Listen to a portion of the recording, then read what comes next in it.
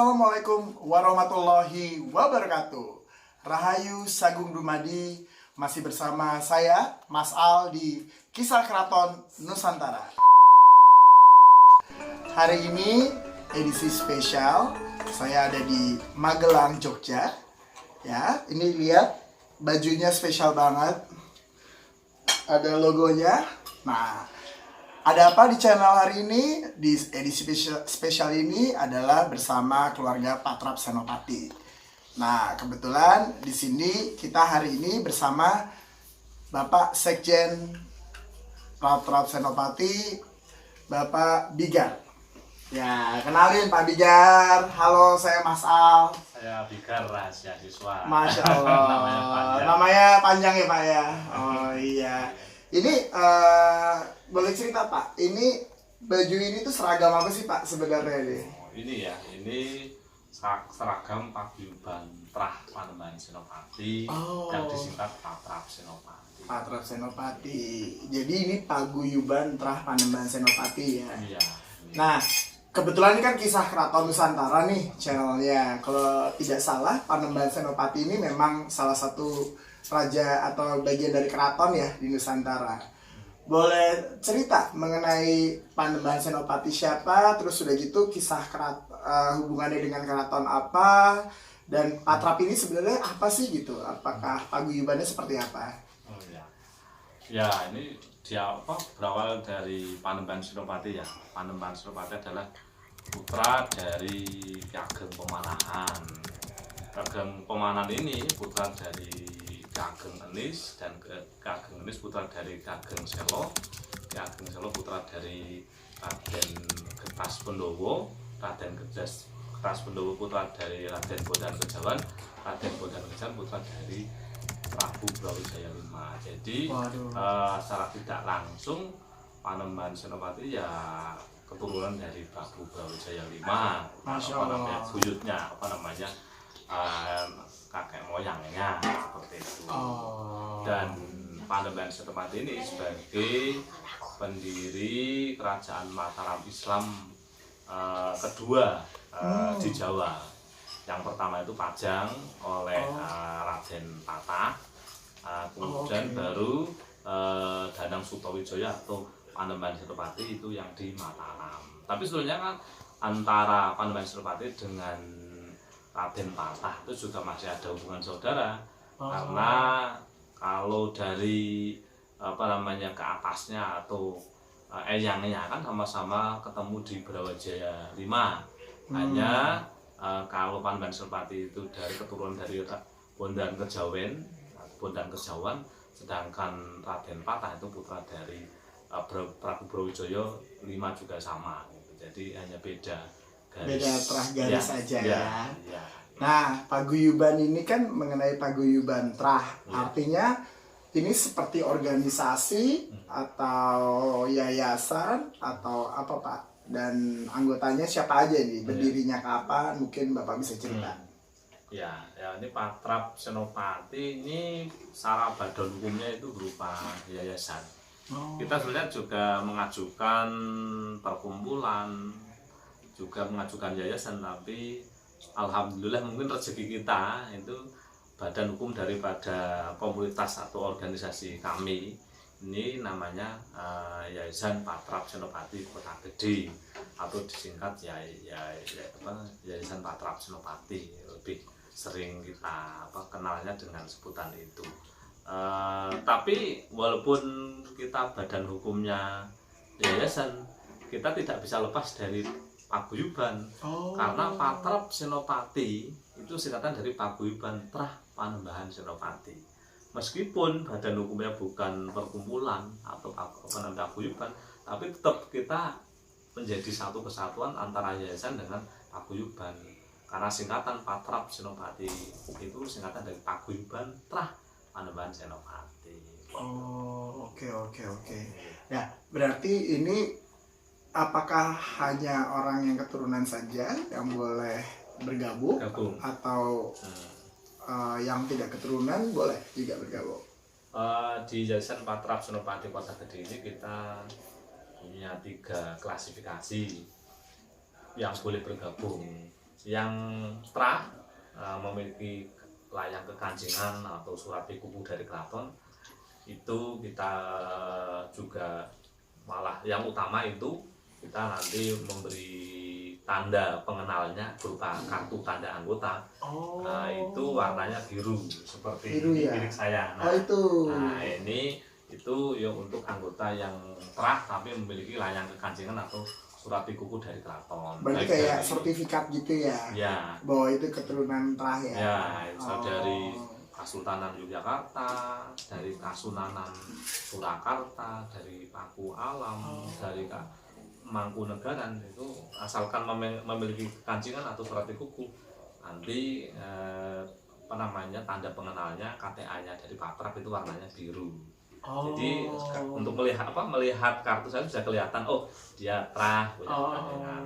Kemudian kalau yang bukan trah trah tapi belum punya kekancingan juga kita terima. Itu misalnya saya punya saudara belum mengurus kekancingan, otomatis kan belum punya. Iya. Kita tetap akomodir boleh masuk Patrap, tapi kartu anggotanya nanti warnanya hijau Tosca.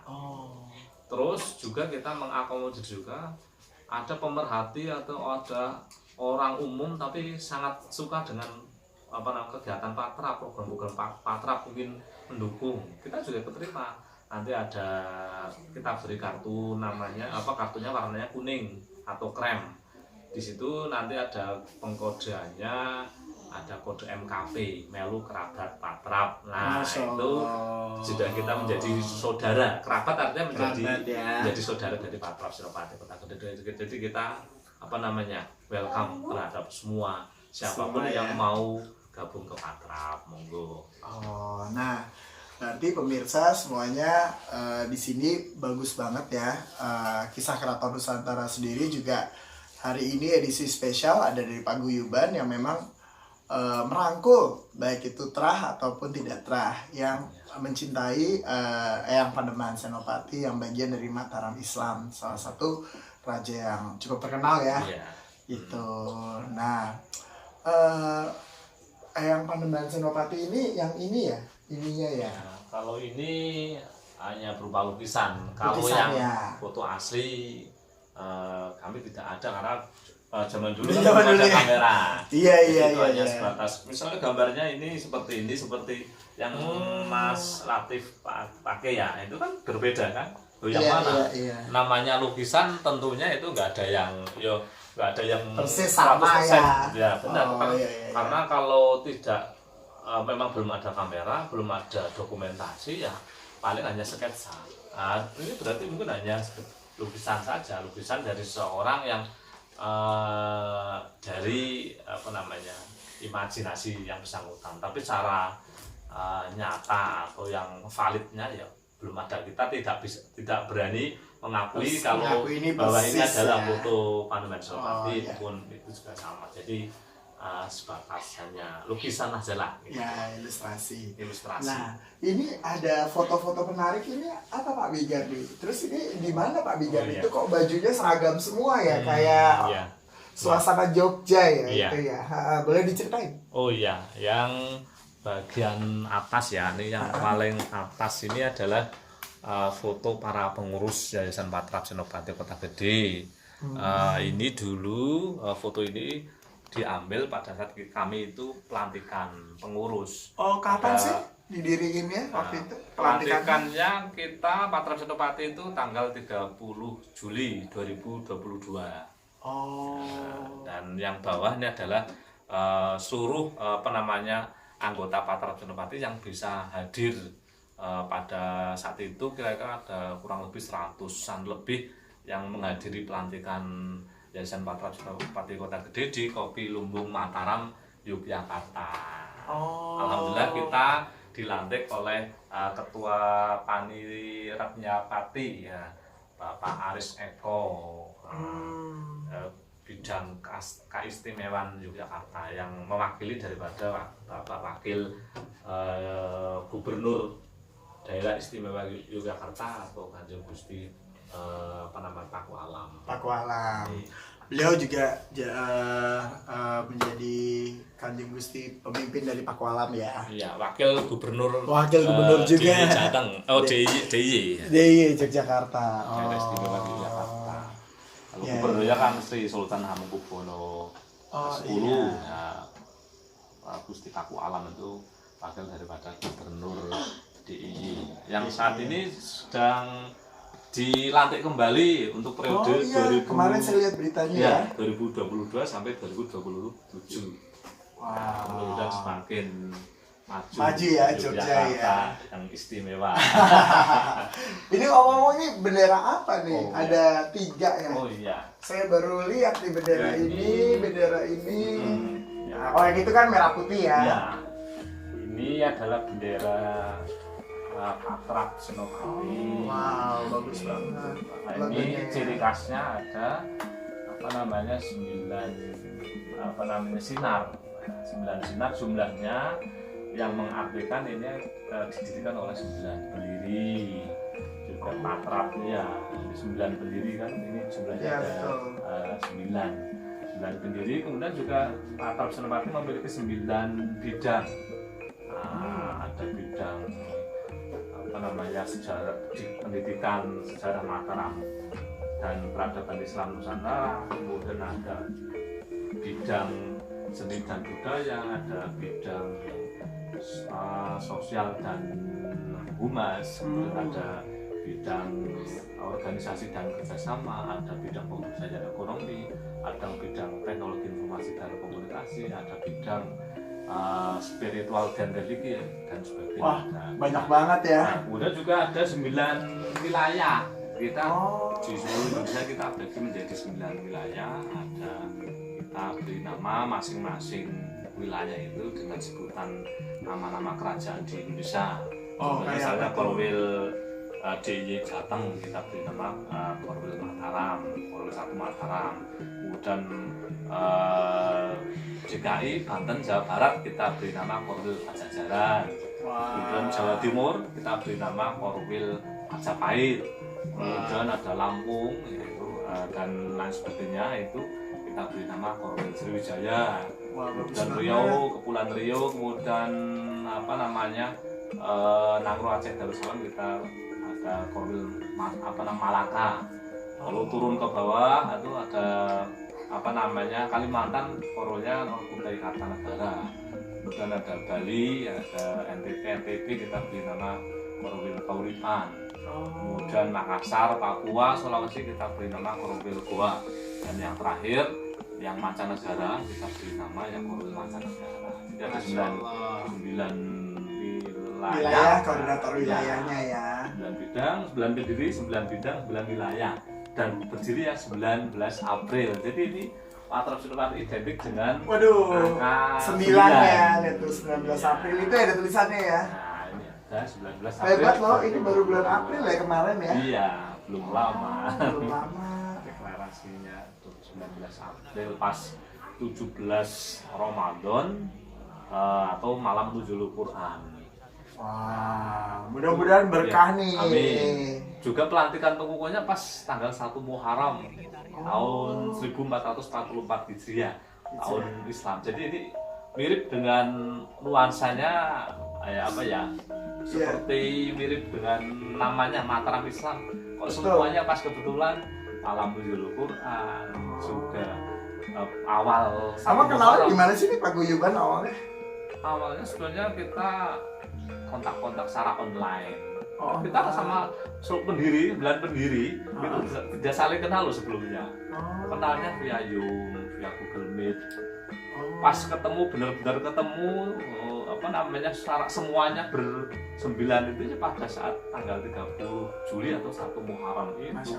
Sebelumnya ya saya pernah bertemu tapi hanya yang di wilayah Jogja seperti Romo Nur Suhascaryo, kemudian Pak Agung Purwandono sana ya, Romo Indratno Soko Sarwanto, paling itu yang ketemu. Lainnya kan ada Mas Guru Tolowijoyo ada di Jawa Barat, ada Mas Tato Sutanto ada di Bandung, Mas Novianto ada di Malang, Mas Aryoko ada di Malang. Iya, Mas Guru tuh kalau salah namanya Mbah Joyo tuh, saya pernah ingat tuh, saya pernah ingat waktu itu. Saya pernah ketemu tuh kalau salah namanya Mbah Joyo panggilannya.